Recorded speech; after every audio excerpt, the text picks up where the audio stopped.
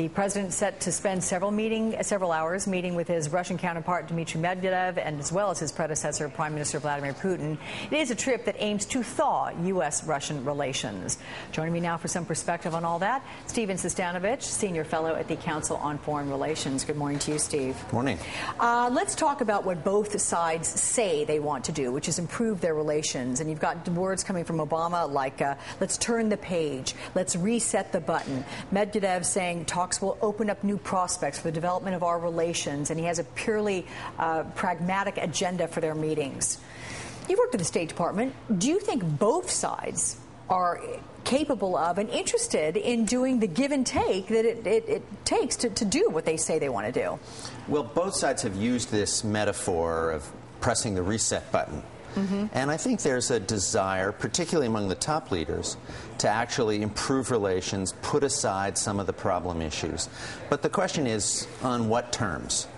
This is a summit that's come together really quickly. They've got a lot of complicated issues to work on.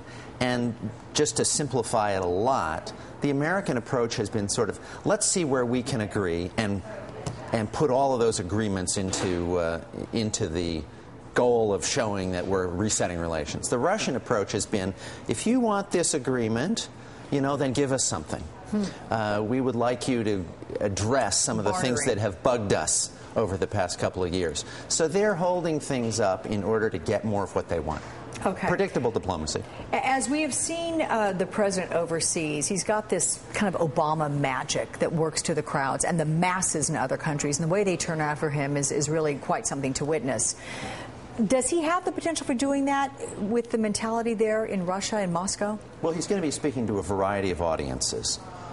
He's speaking at the New Economic School, giving a commencement address to the best and the brightest of Russian youth who have adopted a kind of modern way of thinking about Russia in a global world. That audience is going to like him. The broader audience that is going to hear, well, the United States doesn't mean Russia any harm, they're still going to be skeptical. And the military, the elite, the KGB people who run the country under Putin, they're going to be skeptical too. Okay.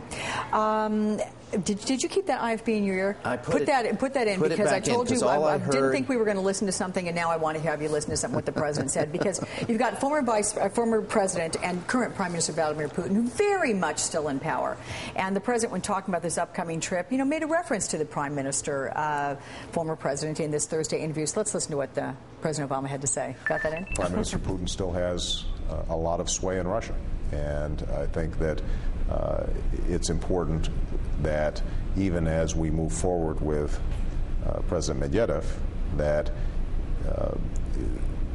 Putin understands that the old Cold War approaches to U.S.-Russian relations is outdated.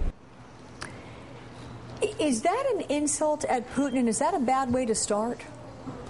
Putin has spent the past couple of years insulting the United States, so I think this is pretty mild by his own standards. But there is a difficult problem here which President Obama is wrestling with, and that is who's really in charge and whom do you deal with? He's spending Monday talking to President Medvedev. He's having breakfast on Tuesday with Prime Minister Putin. He's hoping to get the agreements reached on Monday. But if Prime Minister Putin wants to show that he's really in charge, you may discover that some of those problem issues slop over into Tuesday and are on the breakfast agenda. I think you probably are right there. Okay, Steven Sestanovich, Senior Fellow at the Council on Foreign Relations. Stephen, thank you very much for weighing in. Or Pleasure. Steve, I know your mom calls you Stephen. There you go. Thank you.